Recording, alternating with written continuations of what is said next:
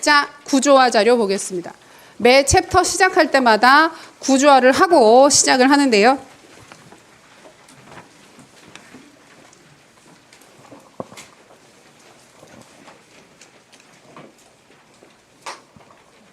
자, 교육의 이해. 교육의 이해 영역은 우리가 교육학 공부를 하실 때 어떤 영역이냐 하면 선생님들 교육학 개론 수업이나 그 교직 수업 제일 처음 들으셔야 되는 필수 교육 수업이 있죠. 그래서 보통 교육학 개론이라고 하거나 교육의 이해라는 이름으로 개설되는 경우들이 많은데 그 영역이에요. 그 영역인데 이 영역에서도 출제된 적이 있기는 있어요. 이전에 교육의 내재적 가치 목적 부분 물어보거나 그 부분을 자유교육과 연관지어서 출제를 한 사례가 있기 때문에 이 부분도 기본적인 구조로는 확인을 해 두셔야 됩니다. 그리고 몇몇 영역들은 실제 시험에 연계해서 출제될 가능성이 있는 주요 사항들이기 때문에 또 의미가 있습니다. 그래서 여기 보시면 쌤들 구조화 하실 때 제가 이제 그래서 그림을 같이 그릴 거란 말이에요. 그래서 이 표에 있기 때문에 이걸 뭐 새로 손으로 다 그리셔야 되는 건 아닌데 뭐 추가하시거나 표시하시거나 체크하시거나 그거 같이 하시면서 이거 보시면 되겠습니다.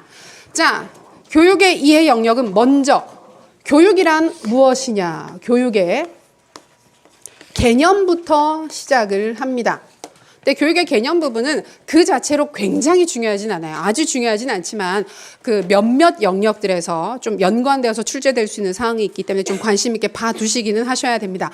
먼저 이 교육의 개념을 정리를 할 때 첫 번째 어원. 어디에서부터 비롯되었느냐? 교육이란 말이 어디에서부터 시작을 했을까? 어원에서부터 확인을 할 수도 있고요. 그 다음에 비유적으로 교육이란 이런 것과 유사해. 교육을 이런 거에 비유를 할 수 있어. 비유적 정의, 비유적 개념이 있습니다. 그리고 교육의 개념 중에서 우리가 좀 많이 확인을 하시게 되는 게 정의. 교육의 개념을 정의하는 여러 가지 방식들에 근거를 해서도 교육의 개념을 정리하실 수 있습니다. 자, 그래서 먼저 교육의 개념은 어원의 측면, 비유의 측면, 정의하는 여러 가지 방식에 따라서 정리를 할 수가 있어요. 자, 어원에 있어서는 어떤 것들이 있을까? 크게 구분을 해서 보게 되면 먼저 동양적 어원과 서양적 어원을 볼 수 있습니다. 그리고 비유적 정의에 있어서는 여러 가지 유형들이 있는데요. 우리가 대표적으로 많이 보게 되는 게 첫 번째, 주형의 비유라는 개념이 있고요. 그 다음에 성장의 비유라는 개념이 있고, 그 다음에 예술, 그리고 만남, 하나 모자라네요. 그 다음에 성년식, 입문식, 이런 개념들이 있습니다. 그리고 교육에 항상 그리면서 모자라서 새로 그려요. 칸 조절을 잘 못해서. 정의하는 방식에 따라서도 몇 가지로 정리를 하실 수 있는데 칸이 모자라니까 이번에는 세로로 그리겠습니다. 가로로 했다가는 저 안에 다 그리지를 못할 것 같아요. 먼저 가장 대표적으로 언급하게 되는 조작적 정의가 있어요. 조작적 정의. 그 다음에 약정적 정의는 좀 상대적으로 덜 중요하긴 한데 규범적 정의, 이 두 가지가 좀 의미 있게 보실 만한 정의가 될 수 있습니다. 제가 지금 그림, 여기 자료가 있는데 굳이 왜 이걸 그리고 있을까? 이 자료를 같이 보면 되지 않을까 생각하실 수 있는데 굳이 그리는 이유는 선생님들이 인출을 하실 때, 구조화를 하실 때 이렇게 하셨으면 좋겠기 때문에 순서를 보여드리는 거예요. 제가 교육의 개념 얘기를 하면서 어원, 비유, 정의라고 얘기를 하고 어원에는 이런 게 있었지, 비유, 이런 식으로 들어가지 교육의 개념, 어원, 동양거, 세부적인 사항 이렇게 정리를 안 하죠. 그 이유가 구조화를 할 때는 정말 뼈대를 잡는 게 중요하기 때문에 큰 거, 이거 밑에 이거 있었지. 그 다음에 요 사항에서는 요런 저런 것들이 있었지. 다른 것들은 이런 것들이 있었지. 요 순서대로 큰 거를 먼저 인출하시는 게 중요해요. 근데 구조화를 해보자. 우리가 구조화 인출을 해보자라고 하면 많은 선생님들이 교육의 개념, 어원, 동양, 교육, 가르치다 요런 식으로 들어가시는 경우들이 있어서 그렇게 하시면 안 돼요. 그렇게 하면 일부만 초반만 열심히 하시고 또 뒤에는 기억이 안 나요. 항상 그래요. 근데 그러지 마시고 큰 거 덩어리 먼저 하시는 게 중요합니다. 자, 동양적 어원은 별로 중요하지 않아요. 그렇게까지 우리가 참 동양 사람들인데도 불구하고 동양적 어원에서는 교육이라는 용어와 가르치다 한국말이죠. 우리나라 말. 요 두 가지 정도를 많이 언급을 하게 되는데 이 교육이라는 용어는 이제 중국에서 유래를 한 것이기 때문에 좀 더 수직적이고 교사 중심적인 교육의 개념으로 접근을 하게 되는 거고 가르치다는 가르다, 치다 이 두 가지가 더해져서 된 말이기는 한데 우리말에서 결국 요 두 가지 모두 다 약간은 교사 중심적인 그 개념을 확인을 할 수가 있습니다. 그리고 서양의 어원에서는 에듀케이션이 있고 페다고지가 있어요. 에듀케이션, 페다고지 두 가지를 구분을 하게 되는데 에듀케이션 같은 경우에는 먼저 여기 있는 것처럼 에듀카레와 에듀세레 라틴어에서 유래를 하게 된 에듀카레, 에듀세레가 있습니다. 이런 거 막 달달달 외우지 않으셔도 돼요. 이건 좀 약간 자연스럽게 그 정도. 그래서 요 두 가지. 에듀카레 같은 경우에는 양육하다. 그다음에 에듀세레는 이끌어내다라는 의미를 가지게 되는 건데 양육하는 건 좀 더 교사 중심적이죠. 근데 이끌어내다라고 하는 건 이 안에 있는 거, 학생의 이 안에 있는 것들을 끄집어내는 개념이기 때문에 좀 더 상대적으로 학생 중심적인 모습을 볼 수가 있습니다. 그래서 에듀셀에 학생 중심적인 접근을 한다라는 거에서 의미를 조금 가지게 되겠습니다. 그리고 페다고지 같은 경우에는 파이다고고스에서 유래를 한 용어인데 페다고지 옛날에 로마 그리스 때 있었던 그 교복이라고 하는 교육을 담당하는 노예에서부터 비롯된 용어래요. 근데 이제 굉장히 그냥 주입식으로 이루어지는 교육을 지칭하는 용어이기 때문에 큰 의미를 가지진 않습니다. 그래서 요것들 중에서는 아까 말씀드렸던 것처럼 요 에듀세레라고 하는 용어 자체가 나중에 학생 중심적인 교육의 개념으로 이어지는 개념이기 때문에 약간은 의미를 가지게 된다. 학생 중심 또는 개발주의적 접근 이후에 저희가 다 확인을 하게 되죠. 개발주의적 접근과 연관이 될 수 있습니다. 자, 비유적 정의는 주형, 성장, 예술, 만남, 성년식의 비유로 많이 정리를 하게 되는데요. 주형은 말 그대로 틀에 부어서 만드는 거예요. 틀에 부어서 만드는 거. 교사 중심, 학생 중심? 교사 중심이겠죠. 성장의 비유는 학생을 식물처럼 보고 씨앗이 싹을 틔워서 커 나가는 것처럼 학생이 가지고 있는 잠재 가능성을 꽃을 피운다라는 접근을 하는 겁니다. 교사 중심, 학생 중심. 학생 중심이겠죠. 우리가 방금 하나밖에 안 봤지만 경험적으로 교사 중심이 중요할까요? 학생 중심이 중요할까요? 어우, 훌륭하십니다. 화이팅. 그래서 역시 여기에서는 성장의 비유 자체가 큰 의미를 가지게 되겠죠. 예술은 요 두 가지를 약간 중첩을 한 거예요. 섞은 거예요. 그래서 물론 교사 중심적인 활동이 중요하긴 한데 예술가들이 어떤 작품을 만들 때 재료도 중요하지 않느냐. 그러니까 재료의 성질을 고려한 작품의 그 구성이 중요하니까 둘 다 좀 중요해라고 주장을 하긴 한데 여전히 교사 중심적인 접근을 좀 더 취하고 있습니다. 그리고 만남의 비유는 실존주의 철학에서 비롯되게 된 사항인데 요 실존주의 철학 같은 경우에는 인간과 인간의 만남, 나와 너의 만남, 인격적 만남이라는 키워드를 중심으로 해서 교육은 만남이야 라는 주장을 하게 돼요. 그리고 성년식의 비유는 피터스, 아까부터 가끔 등장을 했었죠. 요 피터스와 관련되는 주장인데 문명화된 삶의 형식으로 입문을 한다. 좀 이따 계속 보시게 될 거예요. 처음에 보면 교육하기 초반에 되게 어렵게 느껴지시는 이유가 우리가 일상생활에서 잘 안 쓰는 표현들, 그다음에 전공은 그래도 계속 보셨잖아요. 공부하시면서 보셔서 남들은 어색한데 나는 익숙하단 말이에요. 근데 교육학은 모두가 익숙하지 않은 용어들이 나오기 때문에 초반에 그게 좀 어려워요. 근데 쓰시다 보면 서서히 젖어 들어가면서 괜찮아. 다 그런 거지. 친구들하고 얘기를 할 때도 너는 이렇게 일상에 막 문명화된 삶에 대한 입문이 아직 부족하구나. 얘기를 한다든지 피터스 선생님이 말씀을 하셨는데 그래서 너는 내가 조건화를 해야겠어. 이런 식으로 말을 하기도 하진 않지만 그래서 이제 그 서서히 그런 것들이 익숙해지게 되는 거죠. 그래서 요 정도 것들이 있는데 이 중에서 우리가 좀 의미 있게 보셔야 되는 건 주형, 전통적인 교육의 개념, 비유. 그다음에 성장, 우리가 바람직하다라고 생각하는 학생 중심적인 비유. 자, 여기서 그럼 에듀세레랑 성장의 비유는 연관이 될까요? 연관이 돼요. 비슷한 얘기를 하고 있는 거예요. 여기 대표 학자로 우리는 루소라고 하는 학자를 기억할 수 있겠죠. 루소, 성장의 비유. 교사는 정원사다라는 이야기를 루소가 먼저 했었습니다. 자, 그리고 만남의 비유 의미가 있습니다. 만남의 비유. 실존주의 철학, 우리가 교육 철학할 때 공부하시게 되는데 이어져요. 이어지고 이제 우리가 학교에서 학생을 대할 때 인격적으로 인간 대 인간의 관계를 가지고 학생을 대해야 된다. 이런 얘기들을 많이 하고 있는 추세이기 때문에 중요하게 보실 수 있습니다. 자, 그리고 정의, 교육을 정의하는 방식이 원래는 되게 많아요. 뭐 기술적 정의, 약정적 정의 등등 많긴 한데 대표적으로 우리는 조작적 정의랑 규범적 정의를 많이 보시게 됩니다. 조작적 정의는 우리가 다룰 수 있는 개념으로 만드는 거예요. 다룰 수 있는 개념. 교육이라고 하는 건 이런 거야. 그래서 대표 학자로서 정범모 선생님 좀 이따 확인할 겁니다. 정범모 선생님이 제시를 한 인간 행동의 계획적 변화라고 하는 개념을 많이 보게 되고 규범적 정의에서는 또 등장을 합니다. 피터스의 규범적 정의를 재미있게 확인을 하시게 될 것입니다. 그리고 이 규범적 정의 같은 경우에는 좀 세세하게 구분을 할 수가 있는데 이 피터스 같은 경우에는 교육의 개념적 정의를 좀 더 세분화해서 제시를 했어요. 그래서 크게 세 가지로 구분을 하면서 기준으로서의 교육은 기준이 되어야 한다. 그 다음에 두 번째로 제시를 하는 게 입문. 아까 성년식 얘기를 했었잖아요. 입문으로서의 교육이 의미를 가진다. 그다음에 교육받은 사람의 모습을 보게 되면 교육이라고 하는 것이 무엇인지 알 수 있다. 교육받은 사람 요 세 가지로 얘기를 하면서 우리가 보통 중요하게 보는 건 기준으로서의 교육에서 얘기를 하는 세 가지 기준을 중요하게 보게 됩니다. 그래서 그것이 규범적 준거,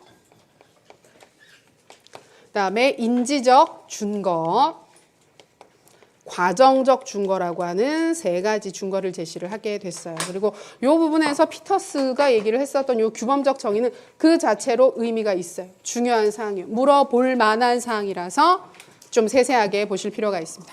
지금 우리가 하고 있는 건 구조화예요. 구조화를 하고 있어서 세부적인 사항에 대한 설명은 우리가 진도를 나가면서 볼 거예요. 근데 지금은 이런 얘기가 있어요. 프리뷰를 하는 거예요. 우리가 영화 예고편 보듯이.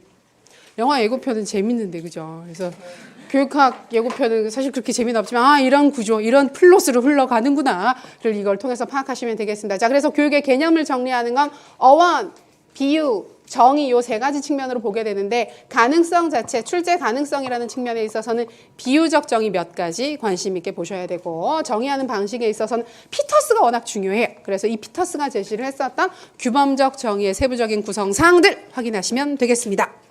자, 그 다음에 가벼운 부분인데요. 교육의 3요소 굉장히 중요할 것 같은데 별로 중요하진 않아요. 이건 정말 상식적인 수준으로도 쌤들이 유추할 수 있어요. 교육을 할 때 반드시 필요한 세 가지가 뭘까요? 일단 누가 있어야 됩니까? 역시 선생님부터 나오는군요. 예비 교사로서 훌륭한 태도입니다. 자료에도 교사가 먼저 있네요.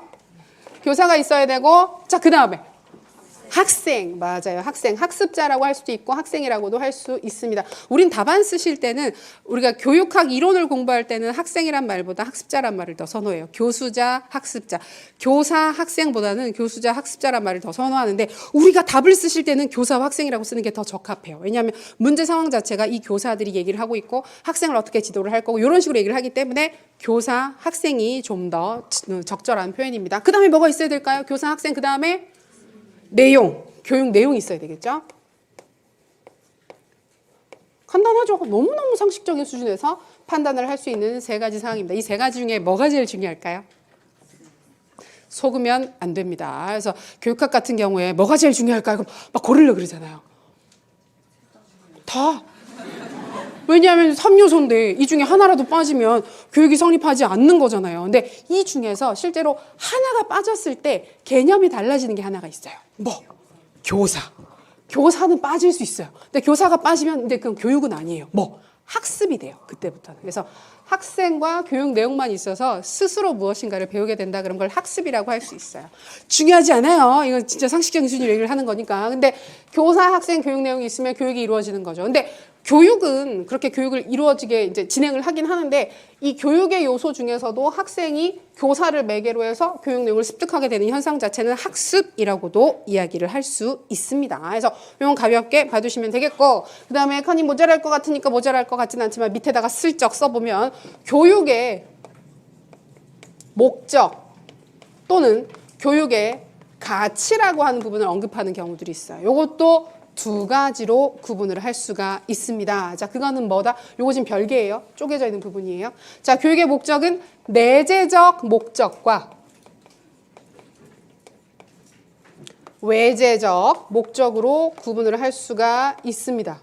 그리고 여기 이렇게 써놓은 거 보시면 목적이랑 가치는 같이 쓸 수 있는 표현이에요. 그래서 문제에서 교육의 목적을 물어보든지 아니면 교육의 가치를 물어보든지 같은 걸 물어보는 거예요. 같은 걸 대답하셔도 크게 상관없어요. 이 부분이 문제가 출제된 적이 있어요. 우리 교육이 기본적으로 외제적 가치 쪽에 좀 많이 치우쳐 있다라고 모두들 문제의식을 가지고 있기 때문에 내재적 가치를 회복하는 쪽으로 문제가 언급이 된 적이 있습니다. 그래서 내재적 목적, 내재적 가치는 좀 의미 있게 한 번 더 확인하실 필요가 있는 사항입니다. 결국 교육의 목적이나 가치는 그거예요. 왜 교육을 할까? 교육을 하는 궁극적인 목적이 무엇일까? 우리가 방향이 무엇일까? 이런 부분들을 확인하는 것인데 내재적 목적은 말 그대로 교육 그 자체가 의미를 가지는 거. 그리고 교육 그 자체가 목적이 되는 거. 그다음에 외재적 목적은 교육을 수단이나 도구로 삼아서 다른 목표나 목적에 도달하는 것을 외재적 목적이라고 얘기를 하게 됩니다. 우리는 이게 직관적으로 파악할 수 있는 게 자, 쌤들 지금 교육학 공부하려고 앉아 계시잖아요. 쌤들이 교육학 공부를 하는 목적은 내재적 목적일까요? 외재적 목적일까요? 외재적 목적입니다. 근데 우리가 해왔던 대부분의 활동들이 교육 활동들이 외재적 목적을 추구를 하고 있죠. 그래서 뭐가 되기 위해서 시험에서 좋은 점수를 받기 위해서 공부를 한다. 그런 것들은 대부분 다 외재적 목적이라고 볼 수 있습니다. 근데 이제 이 두 가지가 그렇다고 해서 막 이거는 좋은 거고 이건 나쁜 거고 그건 아니고 둘 다 균형 있게 추구가 될 필요가 있다는 거죠. 근데 우리가 최근에 이걸 강조하는 이유는 이쪽으로 많이 치우쳐 있기 때문에 이것의 가치를 회복할 필요가 있다. 이런 식으로 얘기를 하고 있습니다. 그래서 교육의 목적에서 내재적 목적, 외재적 목적 둘 다 개념 중요하고 여기에서 기본적으로 파악해 두셔야 되는 거 개념 파악해 두셔야 되고 종류, 사례. 그러면 내재적 목적을 추구하는 교육들에서는 어떤 것들을 추구할 수 있어? 어떤 가치를 추구할 수 있어? 이렇게 나오게 되는 사례들 간단하게 같이 보시면 좋겠어요. 여기도 마찬가지로 개념 쓰실 수 있어야 되고 그럼 이런 것들은 바로 외재적 목적을 추구하는 사례야 또는 유형이야 라고 이야기를 할 수 있어. 그런 부분들을 확인하셨으면 좋겠습니다. 내재적 목적 쪽이 좀 더 중요하지요. 물어볼 가능성이 있으니까. 교육의 이해는 진짜 별거 없어요. 제목을 안 쓰고 시작했네요. 제가 너무 신이 나서. 교육의 이해.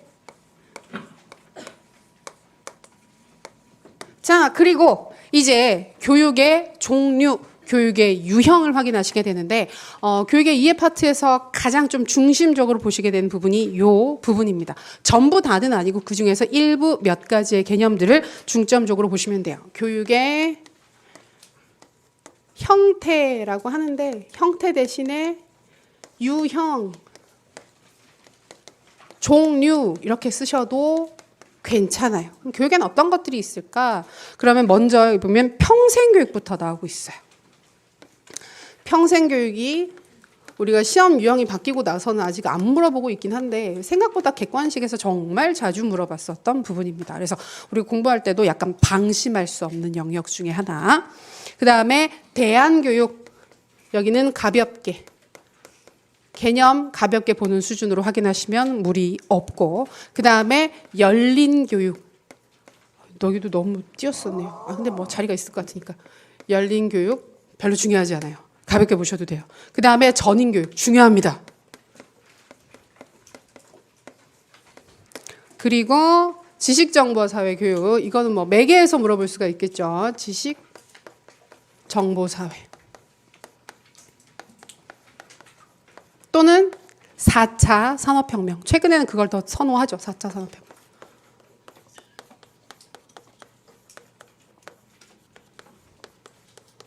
의 교육. 그리고 다문화 교육 얘기가 있습니다.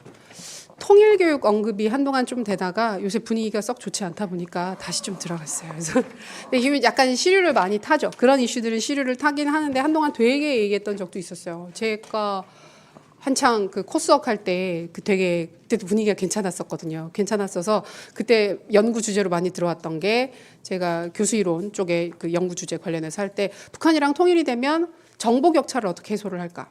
학생들이 가지게 되는 정보 격차 해소를 위해서 그 정보 교육을 어떻게 같이 활용할 수, 그 기술 부분들, 공학이나 이런 부분들 어떻게 활용할 수 있을까? 그런 연구 많이 했었거든요. 근데 뭐 다시 그죠? 지금 상황이 그러다 보니까 다시 언급이 되고 있지 않죠. 그래서 약간 통일 교육도 한참 얘기를 하다가 요새 조금 얘기가 들어간 상황입니다. 그다음에 다문화, 오호 중요하죠. 그래서 이쪽 파트가 조금 있는데요. 근데 여기는 중요하고 덜 중요하고 한 영역들이 굉장히 명확하게 확 구분이 됩니다. 평생교육 중요합니다. 몇 가지 관련되는 중요 개념들이 있어서 의미 있게 보셔야 되고 전인 교육은 아주 중요하죠. 작년 시험 같은 스타일로 출제된다 그러면 언급할 가능성이 되게 높은 항목 중에 하나예요. 출제하기 굉장히 좋아요. 이쪽 파트. 그리고 여기는 작년에 배경으로 출제가 됐어요. 문제 도입할 때 살짝 얘기를 했는데 여기도 마찬가지. 대신에 여기는 좀 이해를 해두시긴 하셔야 돼요. 최근에 강조하는 주제 영역들이 도대체 어디에서부터 비롯되었는지를 확인하기에는 굉장히 좋은 키워드들이 있기 때문에 파악은 해두셔야 되는 사항이다. 다문화 교육 중요하죠. 아직 출제가 안 된 게 이상할 정도로 중요한 부분 중에 하나입니다. 조만간 출제될 수 있지 않을까. 우리 이제 뭐 작년에도 뭐 비고치키 삐아제 출제 안 된 게 이상하죠 했는데 다들 그런 부분들이 있는데 다문화는 좀 걸리는 게 뭐냐면 다문화는 객관식 때 출제된 적이 없어요. 아직 이전에 다문화가 이슈가 되기 전에 객관식 시험이 끝나버렸어가지고 출제를 한 적이 없거든요. 대신에 5급 시험에서는 꾸준히 물어왔었기 때문에 출제 가능성이 그래도 있는 부분 중에 하나입니다. 좀 중요하게 보셨으면 좋겠고, 자 이런 부분들을 공부하실 때 어떤 부분들을 보셔야 하느냐. 평생교육 같은 경우에는 딴 거보다 개념 파악하시고 그다음에 학습사회라는 개념이 나와요. 평생교육에서는. 그걸 구체적으로 실현하는 방안들이 여러 가지가 있는데 평생교육 하시는 분들이 최근에 가장 좋아하는 개념 중에 하나가 학습사회입니다. 그래서 학습사회를 어떻게 실천할 것이냐. 그 정도 좀 크게 보시면 좋을 것 같아요. 근데 개념 부분에서 기본 개념도 확인하시고 여기에 또 이어지게 되면 유네스코 세계교육위원회에서 제시를 했었던 교육을 구성하는 4가지 기둥 얘기를 하거든요. 그래서 그 4기둥까지도 같이 보시면 좋을 것 같아요. 4가지 기둥까지. 이 부분에서 같이 보시고 학습사회도 여기 보면 유형들이 좀 갈라지게 되는데 대표학자로 허친스 그렇죠. 맨날 헷갈려. 두 분 다 허로 시작을 하셔가지고 슬쩍 헷갈리긴 하는데 여기 허친스 개념이랑 카네기 고등교육위원회 개념 위원회 그다음에 에드워즈가 제시를 했었던 변화 방향 요 3가지 정도 파악해 두시면 무리는 없습니다. 대안교육은 정말 가볍게 개념, 대안교육은 이런 거야 이해만 하셔도 무리 없고요. 열린교육도 역시 마찬가지 개념만 이해하셔도 괜찮습니다. 자, 중요한 건 전인교육이죠. 우리 교육이 추구하는 방향, 뭐 2차 준비할 때도 그렇고 1차 준비할 때도 그렇고 전인교육은 항상 얘기하는 중요 이슈이기 때문에 전인교육은 개념 반드시 보셔야 되고요. 개념 그리고 실천 방안. 요게 그 전인교육 같은 경우에는 쌤들 전인교육 어떻게 할래요? 라고 물어보면 다들 전인교육은 지덕체 고른 개발이지 라고 해서 지적인 측면에선 이렇게 정의적 측면에서 이렇게 이런 식으로 보통 많이 제시를 하세요. 그러면 그래서 어떻게 할 건가요? 라고 방안을 물어보게 되면 대부분 얘기를 하는 게 정의적 측면을 강화를 해야 되기 때문에 성찰 노트를 쓰게 합니다. 그다음에 같이 얘기를 하는 시간을 가지면 이런 식으로 되게 구체적인 방안들을 제시하는 경우들이 있어요. 2차에는 그런 방안이 맞아요. 2차 답안을 얘기를 하실 때는 그런 방향이 맞는데 1차에서는 그런 아주 실제적인 부분들보다 조금은 더 이론적이고 학술적인 부분들을 접근하기가 좋죠. 그래서 저희 추가적으로 확인하는 게 뭐냐면 교육 과정적인 측면에서는 어떻게 구성을 할 수 있을까요? 교수 방법, 교수 이론 측면에서는 어떻게 접근할 수 있을까요? 평가적인 측면에서는 어떻게 접근을 할 수 있을까? 생활지도, 상담이나 생활지도에서는 어떻게 접근을 할까? 그다음에 행정, 학교 경영 측면에서는 어떻게 접근을 할까? 이런 부분들을 좀 구분을 해서 정리를 해두시면 구체적인 방안 서술을 하실 때 이론적 근거도 함께 제시를 하실 수가 있어서 편하겠죠. 그다음에 지식정보화사회 4차 산업혁명 교육들은 그냥 특성들 파악해 두시면 돼요. 특징 어떤 것들을 추구를 할까. 근데 이 특징 자체를 쓰라고 할 일은 없어요. 우리한테 답으로 요구할 일은 거의 없고 배경이나 맥락으로 제시를 할 거예요. 그래서 우리가 이런 부분들은 이해를 충분히 해두시면 무리가 없는 사항입니다. 그리고 다문화 교육은 아까도 말씀드렸던 것처럼 출제된 적은 없지만 출제 가능성은 제법 있는 부분들.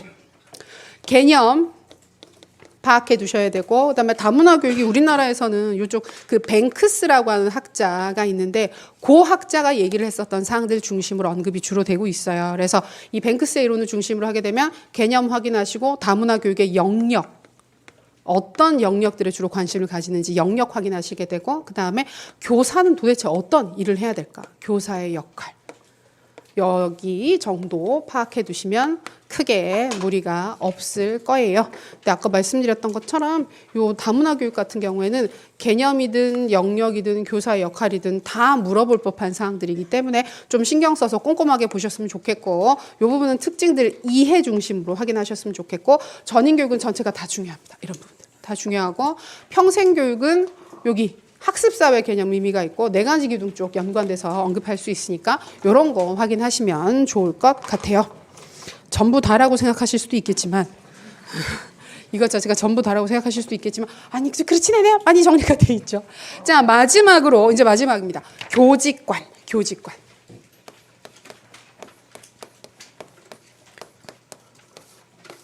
교사는 어떤 존재인가? 여기도 뭐 1, 2차 공통으로 물어보려면 물어볼 수 있을 것 같기는 한데 특히 중요한 게 몇 가지가 정해져 있습니다. 자, 교직관은 교사를 어떤 존재로 보느냐? 아주 오래된 접근 성직관이 있죠. 성직관. 그리고 노동직관. 그리고 가장 중요한 전문직관. 우리가 현재 지지하고 있는 일반적으로 그러하다라고 믿고 있는 전문직관 요 세 가지가 있습니다. 성직관 개념 파악하시면 무리 없고요. 노동직관도 개념 정도만 봐두시면 돼요. 별거 없어요. 이쪽도. 둘 다 현대 교육 상황이랑 그다지 맞지 않기 때문에 두 가지 다 개념 간단하게 봐두시고, 전문직관은 좀 중요해요. 그래서 당연히 개념도 파악해 두셔야 되고, 자, 교직이 전문직인 근거. 전문직으로서 가지게 되는 교직의 특성. 몇 가지 키워드가 있는데 여기는 중요합니다. 이쪽 파트가 좀 의미를 가지는 중요한 사항들입니다. 그래서 여기 꼼꼼하게 봐두시면 될 것 같아요. 근데 이거는 교직관 파트는 1차도 1차지만 2차 연계에서 어떤 교사가 되고 싶으냐, 내가 생각하는 좋은 교사는 어떤 교사냐라고 얘기를 했을 때 그 생각보다 선생님들이 이쪽으로 많이 가요. 성직관 쪽으로. 그 어떤 사람이 좋은 교사냐 그러면 잘 가르치는 교사가 좋은 교사예요, 아니면 그 학생들한테 헌신적이고 희생적인 태도를 보이는 교사가 좋은 교사예요? 이런 얘기를 듣고 보니까 갑자기 평소에는 그쵸, 학생들 사랑하고 헌신적으로 사는 게 당연히 좋은 교사라고 생각하는데 되게 못 가르쳐요. 수업을 너무너무 못해요. 그럼 어때요? 약간 갈등이 되죠. 근데 저도 기억나는 게, 저 그 교육의 이해 수업인가? 그 처음에 교육학개론 수업 처음 들었을 때 질문 받았던 것 중에 하나, 그거 되게 못 가르치는 선생님이 있고, 근데 그 사람이 너무 학생을 사랑한다. 근데 또 정말 잘 가르치는데 그냥 잘 가르치기만 하는 교사가 있다. 누가 더 교사로서 훌륭하냐라고 얘기했을 때 대부분의 학생들이 그 사랑해주는, 잘 못 가르치지만 학생들한테 관심을 가지는 교사가 좋은 교사라고 얘기를 했을 때 수업했었던 교수님은 되게 화내면서 기본이 안 돼 있다고 막 니들은. 교사는 기본적으로 잘 가르쳐야 된다고. 그게 일단 제일 중요한 가치이고, 이제 막 그렇다고 말씀을 해주셨는데, 그게 우리가 가지고 있었던 교사에 대해서 우리나라 사람들이 특히 이런 관점을 많이 가지고 있다 그래요. 성직관적인 관점을 많이 가지고 있어서 맨날 농담처럼 하는 게, 우리나라에서 교사를 하려면 최소한 설리반 선생님 정도는 돼야 된다. 그래서 그 정도는 해야 훌륭한 교사라고 얘기를 하지, 그렇지 않으면 교사라고 생각하지 않는다. 의사 하려면 어느 정도는 해야 된다? 허준 정도는 해야 된다. 그래서 내가 시험을 보러 가지 않고 이 동네 사람들을 위해서 그죠, 막 거기서 그 정도는 해야 의사라고 생각하지, 막 아니 제가 시험이 있는데 막 너는 의사도 아니야 뭐 이렇게 얘기를 하실 거 아니에요. 그래서 그렇다고들 하는데 현대적인 의미에서는 이런 부분들이 많이 지지를 받고 있기 때문에 여기 특성들이 어떤 게 있는지 꼼꼼하게 같이 확인해 두시면 좋을 것 같습니다. 아까도 미리 말씀드렸었지만 교육의 이해 파트는 굉장히 가벼운 부분입니다. 오늘 2달 동안 공부하실 부분들 중에서 가장 빠르게, 가장 가볍게, 가장 쉽게 확인할 수 있는 사항들 중에 하나이기 때문에 오늘 수업하시는 부분들이 그렇게 어렵지는 않을 거예요. 그래서 방금 저희가 같이 그렸던 교육의 이해 구조화는 받으셨던 자료 여기에 있죠. 요거는 작년에도 나가긴 했는데 좀 더 상세하게 만들었어요. 좀 더 상세하게 만들어서 보시기 편하게 크기도 약간 키웠고 이것 때문에 좀 자료가 늦게 나오긴 했는데 만든 건데, 이거를 저는 구조화는 1, 2월 달 중에는 이 자료를 정말 좀 자주 보시는 게 좋다고 생각해요. 그래서 이 구조가 익숙해지시면 눈에 좀 익어서, 보통 왜 그 표현 눈에 바른다 그러잖아요. 그래서 좀 자주 봐가지고 좀 익숙해지시게 되면 이 구조가 머리에서, 이런 구조들이 머리에 서게 되면 세부적인 사항들은 보면 볼수록 그냥 들러붙어요. 그 자리에. 자기가 가야 되는 자리들에 좀 자연스럽게 들러붙기 때문에 1, 2월 달에는 복습하실 때도 아까 말씀드렸던 사항들과 더불어서 이 구조화 자료를 좀 자주 보시면서 인출 연습하셔야 됩니다. 인출 연습. 그래서 이걸 그릴 수 있어야 돼요. 제가 방금 그렸던 수준은 키워드가 별로 없습니다. 보시면 아시겠지만 키워드 거의 없어요. 이름만 있어요. 제목만 있어요. 요 정도 수준의 인출은 되셨으면 좋겠어요. 그래서 3, 4월 달에는 이걸 테스트를 해요.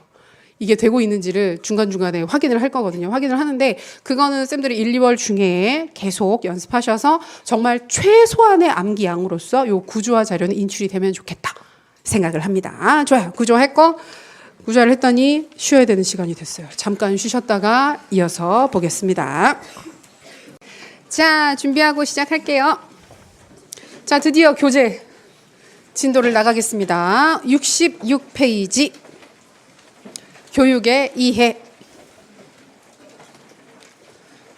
공부하실 때, 복습하실 때도 그렇고 바로 읽으시면서 보시는 것도 좋은데 바로 막 읽기 전에 오늘 수업 뭐 했었지? 생각하시면서 머릿속으로 한번 떠올려 보시고, 그러니까 결국 인출이거든요. 인출 연습인데 한번 쭉 떠올려 보시고, 뭐 긴 시간을 그러지 않으셔도 되니까 떠올려 보시고 책을 다시 보시는 것도 도움이 돼요. 그래서 아까 그 논리대로 한다면 우리 아까 그림 그렸었잖아요. 구조와 그림 그렸었잖아요. 그럼 제일 처음에 교육의 개념 얘기하면서 어떤 거 있었지? 어원 얘기했었지? 그 다음에 비유적 정의 얘기했었지? 정의 얘기를 했었어. 그런 거 있었어. 그럼 지금 나갈 때 아마 어원 얘기하고 그 다음에 비유 얘기하고 개념 정의 얘기하겠네. 그런 흐름. 그러니까 그런 부분들을 그러니까 시험 공부든 무슨 공부든 제일 중요한 건 내가 많이 그 공부에 관여를 하면 할수록 잘 외워지고 잘 인출이 될 수밖에 없어요. 근데 우리가 공부를 할 때 많은 시간을 투자해서 공부를 하는데 게으른 공부를 하는 경우가 있고 좀 적은 시간을 투자를 하더라도 되게 부지런한 공부를 하는 게 있는데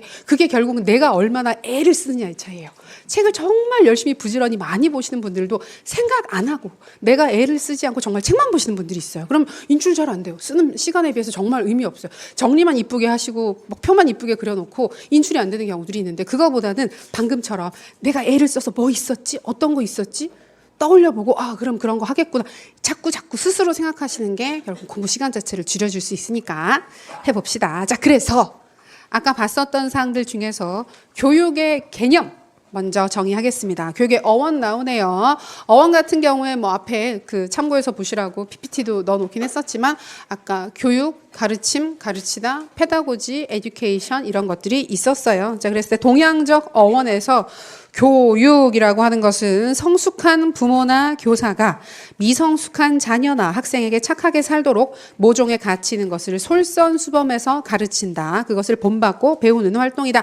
라는 부분에서 아실 수 있듯이 가르치는 교사 자체가 일단 연장자인 경우들, 나이가 더 많다. 근데 이제 동양 문화권에 있어서는 나이도 좀 의미를 가지잖아요. 그러니까 좀 더 권위를 가지게 되는 연장자가 교육 내용에 있어서의 우위를 가진 상태로 그걸 전달해 준다. 근데 그 나이만 많은 게 아니라 도덕적인 측면에 있어서도 높은 품성을 가지고 있다라는 전제가 있기 때문에 그런 모범이 되는 행동 자체도 습득하고 배우게 해주는 그런 포인트들을 가지고 있습니다. 그래서 본받는다, 배운다, 교사 중심적이고 교사가 인격적으로 성숙한 존재라는 거, 그다음에 모범이 될 만한 인격자라는 거, 이런 부분들도 함께 강조를 하고 있습니다. 자, 그래서 동양적 어원은 가볍게 봐두십시오. 이해하셔도 크게 무리는 없고요. 서양적 어원에서 먼저 등장하게 되는 페다고지, 그리스어의 파이다 고고스로부터 유래를 했다. 교육을 담당하는 어린 아이들의 교육을 담당하는 노예인 교복에서부터 온 말이다. 그러다 보니까 이게 쌤들도 뭐 이제 명절 때 조카들 만나면 약간 느끼시겠지만 처음 만나면 되게 좋죠. 그죠? 귀여워, 어머 이뻐 그러다가 한 30분만 지나면 그렇죠. 빨리 어떻게 하고 싶고 이렇게 이 상황에서 피하고 싶고, 그러니까 어린 아이들을 가르치는 일이 그리스의 귀족들한테 입장에서는 되게 번거롭고 귀찮은 일이었던 거예요. 그래서 그걸 담당하는 노예들이 따로 있었습니다. 그래서 이 노예들은 진짜 뭐 노예들도 있긴 했지만 다른 나라들에서 온 배운 사람들이 있었잖아요. 그러니까 도시국가이다 보니까 흥망성쇠가 있으면 다른 국가들에서 좀 배웠던 사람들이 오기도 해요. 그럼 그런 사람들한테 그 역할을 맡기는 거예요. 그러니까 다른 걸 하는 게 아니라 손잡고 학교 가서 데려다주고 데리고 오고 숙제하면 숙제시키고 이런 것들을 하는 거예요. 그러니까 굉장히 관계 자체가 막 수직적이라고 하기는 어려운데 그게 좀 강압적이고 지시적인 활동들이 주로 이루어졌겠죠. 그런 부분들을 확인할 수 있습니다. 페다고지. 그리고 에듀케이션은 우리 아까 잠깐 봤던 것처럼 에듀카레와 에듀세레 두 가지로부터 유래된 용어인데 에듀카레는 가르치는 것, 양육하다, 교사 중심적인 접근이고 에듀세레는 이끌어내다라는 의미를 가지고 있기 때문에 약간은 학생 중심적인 의미를 가지게 된다. 이해하시면 무리 없습니다. 이 부분은. 그다음에 독일어 뭐 페다고깅, 에허지훈 등이 있긴 한데 이건 심심할 때 보시는 거고 별로 중요하진 않고요. 자, 이쪽 파트에서 쌤들 머릿속에 하나를 기억을 한다 그러면 동양이나 서양이나 기본적으로는 교사 중심적인 접근을 하고 있었는데 에듀세레라고 하는 개념 자체는 약간은 학생 중심적인 접근이 있었다. 이해하시면 끝. 자, 다음 페이지. 비유적 정의입니다. 아까도 말씀드렸던 것처럼 비유적 정의가 조금 의미를 가져요. 그중에서도 주형, 성장, 그다음에 만남 요 세 가지가 중요합니다. 자, 먼저 주형의 비유. 전통적이고 상식적이다. 우리가 보통 생각하는 교육의 개념이 주형입니다. 개념 보시면 세 번째 동그라미 3번 교육을 장인이나 제작자가 쇳물이나 진흙을 일정한 모양의 틀에 부어서 어떤 모양을 만들어내는 일로 이해하는 방식. 자, 기억하겠습니다. 이게 주형의 비유의 개념이라고 보시면 됩니다. 체크해서 암기하신다 그러면 이 정도 암기해 두시면 돼요. 교육과정의 주체는 교사고 교사는 불변하고 학생은 변해야 되는 대상으로 보는 겁니다. 주체가 교사, 객체가 학생인 관계를 설정하게 되는 거죠.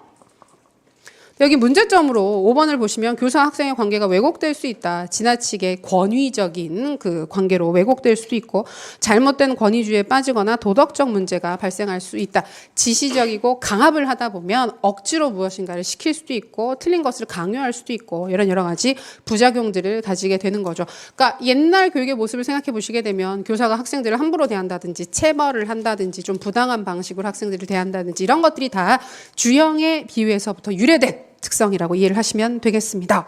관련되는 것으로 로크의 인간 백지설, 행동주의적 교육관, 왓슨 등등이 나오는데 뭐 인간 백지설은 지금은 뭐 그렇게 중요하지는 않지만 인간이 태어날 때 백지 상태로 태어난다. 그럼 거기에 그리는 건 쓰는 건 교사가 하는 일이다라고 하는 교사 중심적인 접근을 보이게 되는 거고 행동주의, 특히 여기서 행동주의는 뭐 고전적 조건 형성, 조작적 조건 형성 두 가지를 다 포함하는 개념이라고 볼 수 있는데 인간의 행동을 마음대로 조작할 수 있다. 통제할 수 있다라고 믿는 관점이에요. 여기 보면 왓슨이라는 학자가 나오는데 왓슨이 했던 유명한 말 중에 하나가 나한테 신체가 건강한 10명의 아이를 데려다 달라. 그러면 난 그 아이들을 미국의 대통령으로도 만들 수 있고 올림픽 금메달리스트로 만들 수 있고 영화 배우로도 만들 수 있다라는 주장을 했던 사람이에요. 그러니까 이게 교육이 가지는 그 힘을 굉장히 과신했었던 학자인데 이게 행동주의적인 그 조작화를 통해서 학생들의 마음이나 행동이나 태도 모든 것들을 변화시킬 수 있다고 믿었습니다. 이런 관점이 바로 주형의 비유라고 볼 수가 있겠죠. 자, 두 번째 성장의 비유. 자, 1번 개념입니다. 식물이 스스로 잘 성장해 나가듯 교육도 아동이 가진 잠재 가능성을 자연스럽게 실현해 나가는 과정으로 본다. 아동, 잠재 가능성, 실현 중요한 키워드죠. 자, 암기하실 때 문장을 그 자체로 외워야 되느냐 고민하시는 경우들이 있는데 문장을 그 자체로 외울 필요는 없습니다. 근데 그렇게 외워야 잘 외워진다 하시는 분들도 있긴 한데 중요한 건 키워드가 들어가야 돼요. 그러면 성장에 비해서 중요한 건 잠재 가능성, 자연스럽게 실현해준다. 그걸 도와준다. 이런 키워드만 넣어서 서술을 해주시게 되면 표현은 뭐 다양하게 서술해 주셔도 무리는 없는 거죠.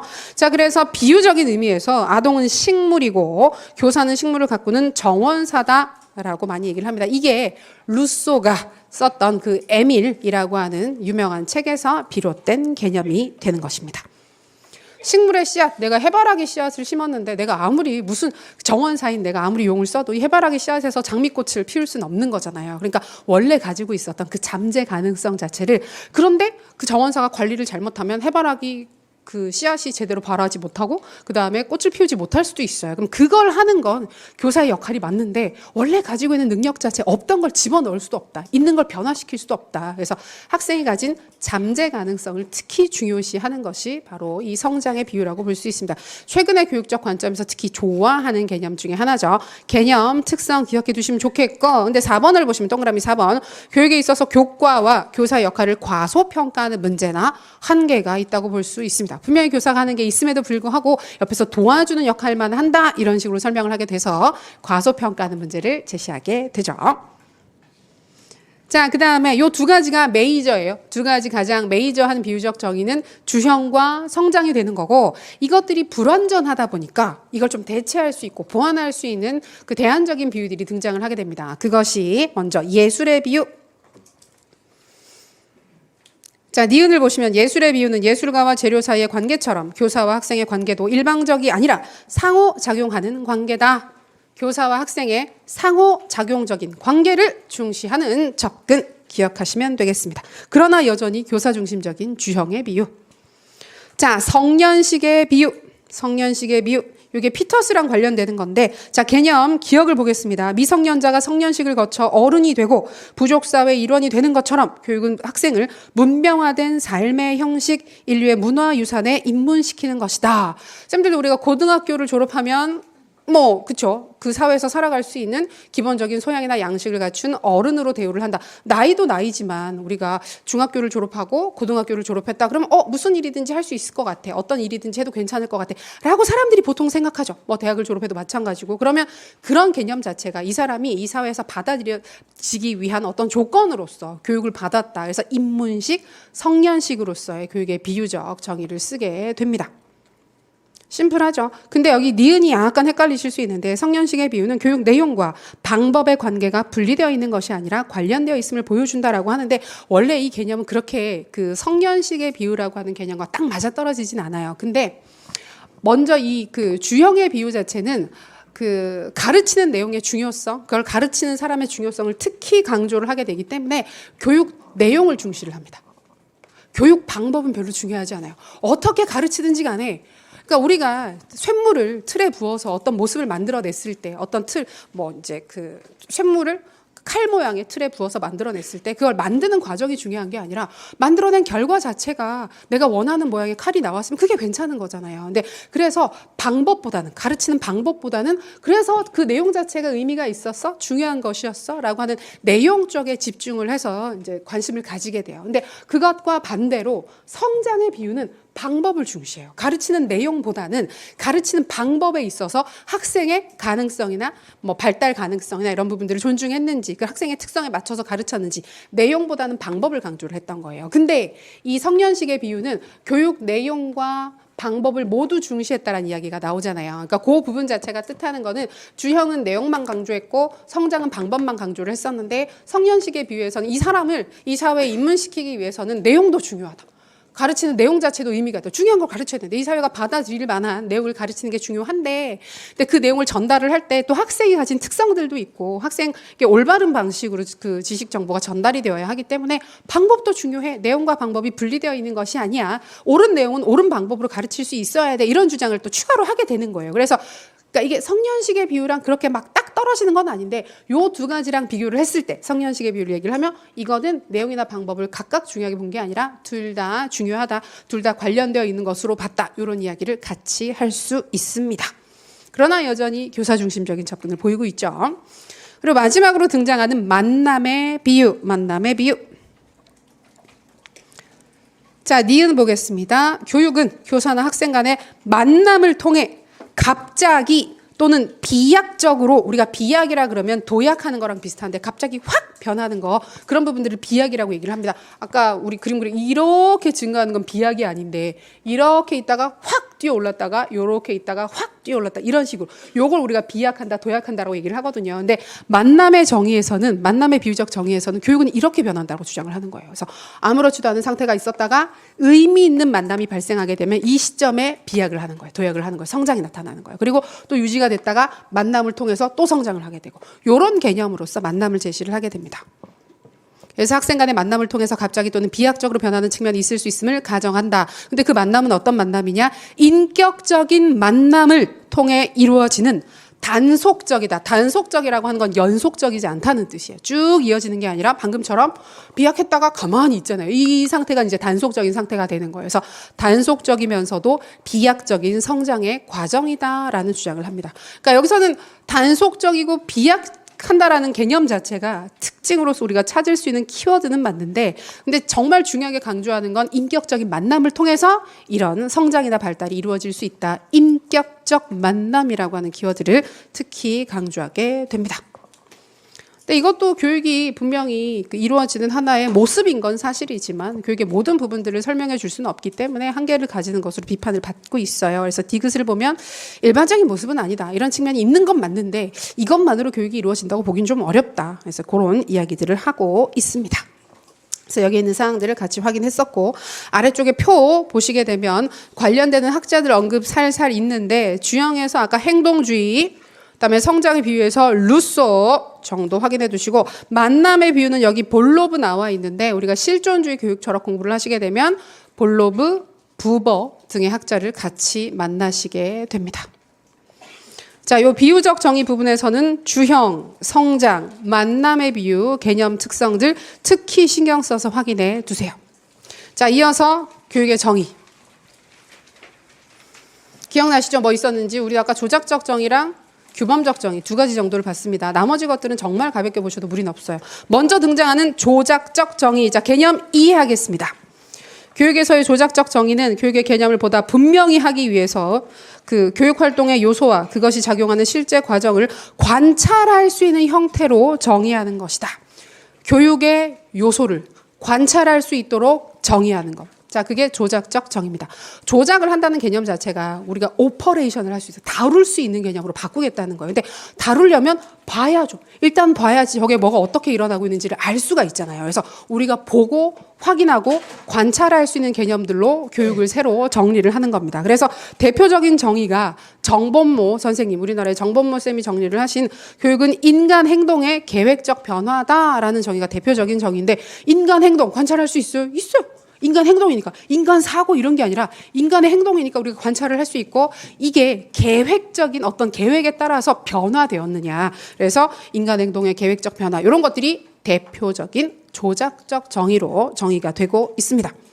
이 정도 보시면 됩니다. 그리고 약정적 정의는 약속하는 거예요. 약속. 의사소통을 위해서 복잡한 현상을 무엇이라고 부르자고 약속하는 정의. 이 장면에서는 이것을 이것이라고 정의를 하자. 사례를 보시면 학점을 표기할 때 해당 교과 성적이 90에서 94점 정도가 나오면 그걸 A라고 합시다. 95점부터는 A 플러스라고 합시다. 이런 식으로 약속을 하는 거예요. 그럼 이 약속은 달라질 수 있어요. 그 장면에서만 통용이 되는 거고, 다른 교과에서는 A 교과, A 교과, A라는 학점을 받는 범주 자체가 달라질 수 있잖아요. 이런 식으로 달라질 수 있는 정의, 이런 것들은 약정적 정의입니다. 그리고 기술적 정의는 설명하는 정의예요. 설명. 기술하다라는 말을 이후에 교육학 공부하실 때 계속 만나시게 되는데, 기술적 특성을 가진다라고 얘기를 하게 되면 있는 그대로 쭉 설명해 보여주는 것. 그런 것들을 기술하다라고 얘기를 합니다. 그래서 하나의 개념을 이미 알고 있는 다른 말로 설명함으로써 개념이 무엇인지를 알려주는 정의다. 등산이란 무엇이냐? 산을 오르는 것이다. 교육이란 무엇이냐? 학생을 가르치는 것이다. 이런 식으로 그냥 상식적으로 이해를 할 수 있는 다른 말들로 설명을 하는 것. 그런 것들을 기술적 정의라고 합니다. 근데 약정적 정의나 기술적 정의는 별로 쓸 일이 없어요. 우리가 별로 쓸 일이 없어요. 중요한 건 아까 조작적 정의와 규범적 정의 의미가 있죠. 자, 이제 규범적 정의. 다른 말로 강령적 정의라고 얘기를 하기도 합니다. 규범이나 강령은 지켜야 할 가치를 뜻하는 거예요. 지켜야 할 가치. 그래서 하나의 정의 속에 어떻게 해야 하느냐, 어떻게 하는 것이 옳은가와 같은 규범이나 강령이 들어있는 정의다. 그래서 2번을 보시면 어떤 의미로 사용되어야 하는가에 관심을 두는 거. 어떤 의미로 사용되는가가 아니라 사용되어야 하느냐, 가치를 얘기를 하는 거예요. 규범, 규칙, 원래 교육은 이런 것이어야만 해 라는 그 기준이나 가치를 얘기를 하는 것이 규범적 정의라고 볼 수 있습니다. 그래서 개념 안에 가치 지향적인 특정한 가치가 포함되어 있는 경우들이 많습니다. 이 정도 이해하시면 되고, 이제 아래쪽에 보면 대표적인 정의로서 정범모 선생님의 교육의 개념 나와 있고, 피터스의 교육의 개념이 이제 순차적으로 나옵니다. 근데 정범모 쌤의 정의는 아까 말씀드렸던 수준에서 이해를 하시면 크게 무리는 없어요. 그래서 조작적 정의의 사례다. 그 정도 보시고 넘어가시면 되고, 피터스를 보겠습니다.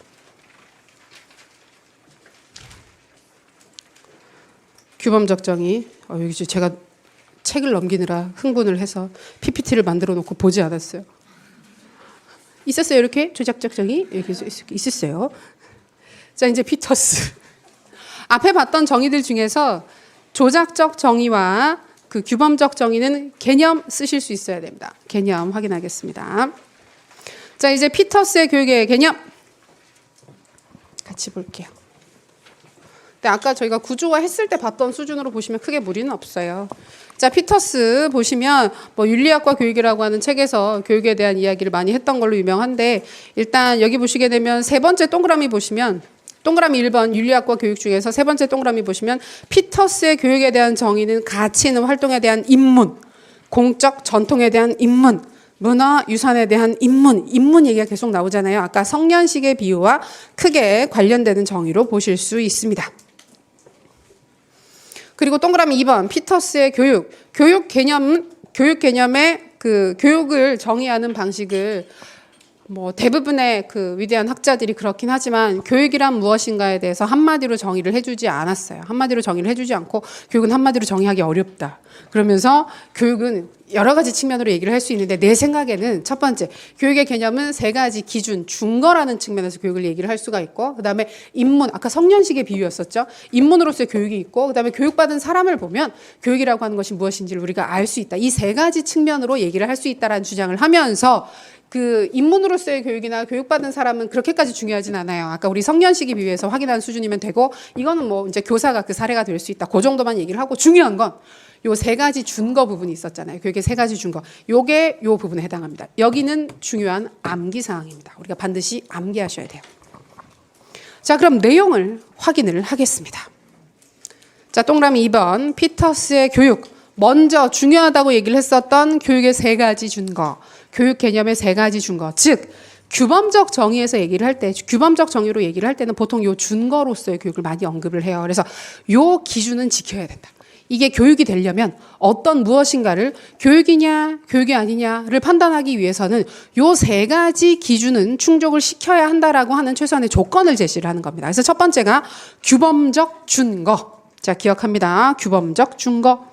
근데 이게 어쩔 수 없는 게 피터스가 이런 식으로 설명을 했어요. 되게 추상적인 표현들을 써서 많이 설명을 했어요. 그래서 읽어도 잘 이해가 안 돼요, 사실은. 여기 보시면 교육은 교육에 헌신하려는 사람에게 가치 있는 것에 전달을 함의한다. 제가 일부러 이렇게 쓴 게 아니라 피터스가 이렇게 썼기 때문에 그다음에 이런 표현들은 그대로 가지고 와서 보는 게 제일 안전하기는 해요. 그러면서 모종의 가치를 추구하는 활동이고 그 활동은 다름 아닌 교육의 개념 속에 들어있는 바람직성, 규범성, 가치성, 좀이 무엇이며 그것이 어떤 점에서 가치를 가지는가를 밝히는 것이다. 교육은 외재적으로 규정되어서는 안 된다. 자, 규범적 준거에서 방금 봤던 내용에서 가장 핵심이 되는 키워드는 내재적 가치예요. 교육은 내재적 가치를 지녀야 한다. 즉 교육은 무엇인가의 수단이나 도구가 되는 것이 아니라 그 자체로 가치를 가져야 한다는 겁니다. 그래서 내재적 가치가 포인트입니다.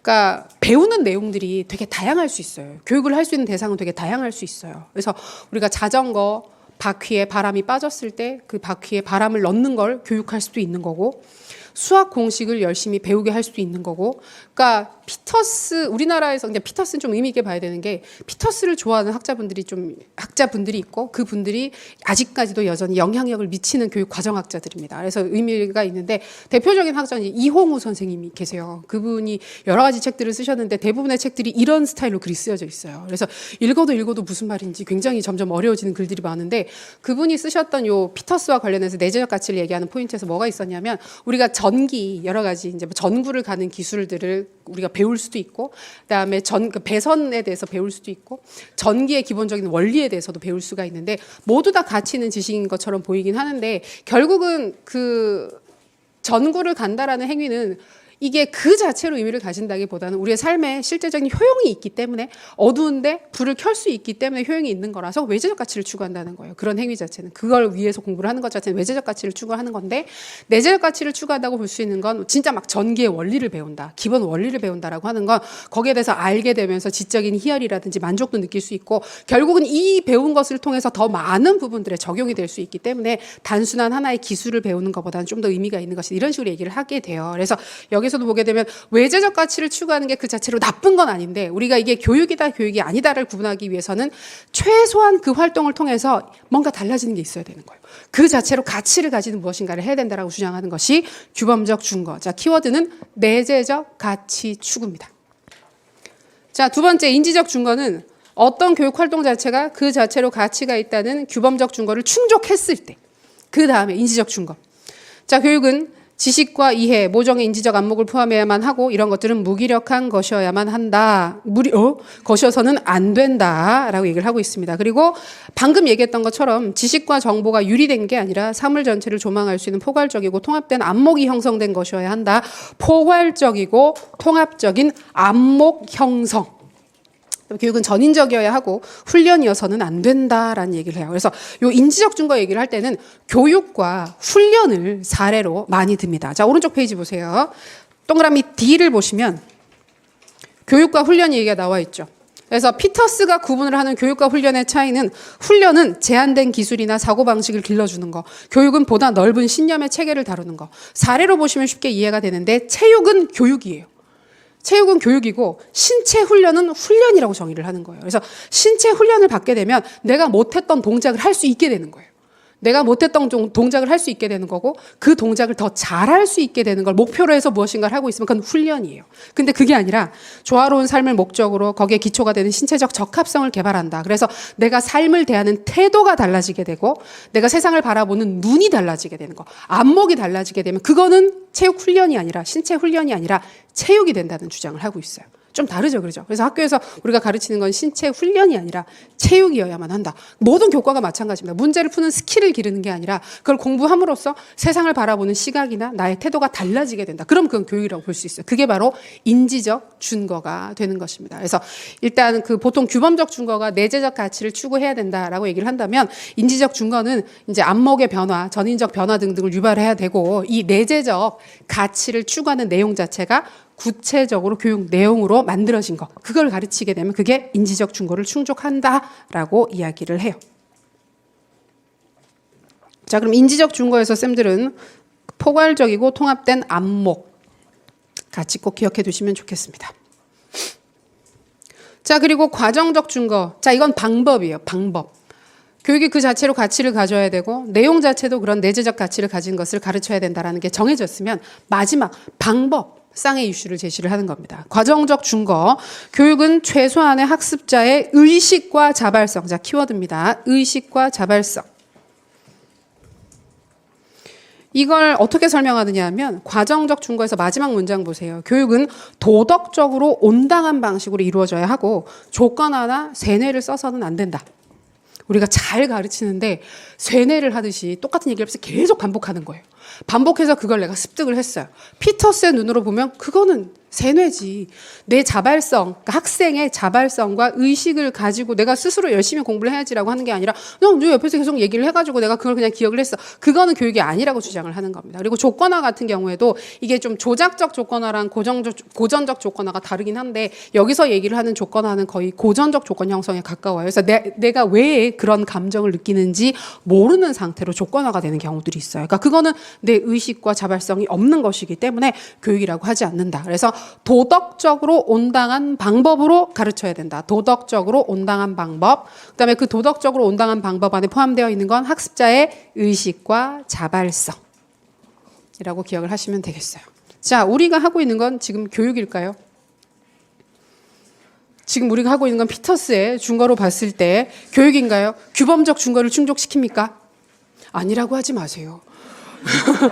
쌤들 목적은 분명히 시험 합격이라는 목적을 가지고 오셨지만 교육학이 이게 당장 어디에 물론 쓸모가 있죠. 좋은 시험 점수에 되고 학생들을 잘 가르치는데 쓸모가 있긴 한데 공부하시면서 되게 느끼실 거예요. 교육학은 그 자체로 가치가 있는 내재적 가치를 추구하는 그 학문 영역으로 많이 봐요. 많이 봐요. 안 보는 사람들도 있나 보죠. 그래서 이게 공부하시면 되게 느끼실 거예요. 세상을 바라보는 관점이 달라지게 되고 확실히 학생을 바라볼 때, 교육을 바라볼 때, 수업을 바라볼 때 다른 시각을 가지실 수 있을 거예요. 그래서 앞에 두 가지는 충족시킬 수 있어요. 이제 중요한 건 세 번째 거죠. 세 번째 거, 방법, 도덕적으로 온당한 방식. 쌤들의 자발적인 의식이나 의지를 가지고 이루어지고 있느냐. 지금 다 뭐 누가 억지로 막 뒤에 뭐 몽둥이를 들고 서 있는 것도 아닌데 다 자발적으로 하고 계시지 않습니까? 그래서 그렇게 본다 그러면 약간 교육이라고 볼 수도 있지 않겠나 하고 억지로 합리화를 해봅니다. 그래서 요 세 가지 준거는 중요해요. 규범적 준거, 인지적 준거, 과정적 준거. 근데 대신에 이게 개념 설명이 굉장히 까다로운 항목이기 때문에 만약에 시험에서 물어본다면 개념을 설명을 하고 할 가능성보다는 명칭을 쓰라고 할 가능성이 좀 더 높아요. 그래서 이해를 정확하게 하시고 명칭 정확하게 기억해 두시면 좋겠습니다.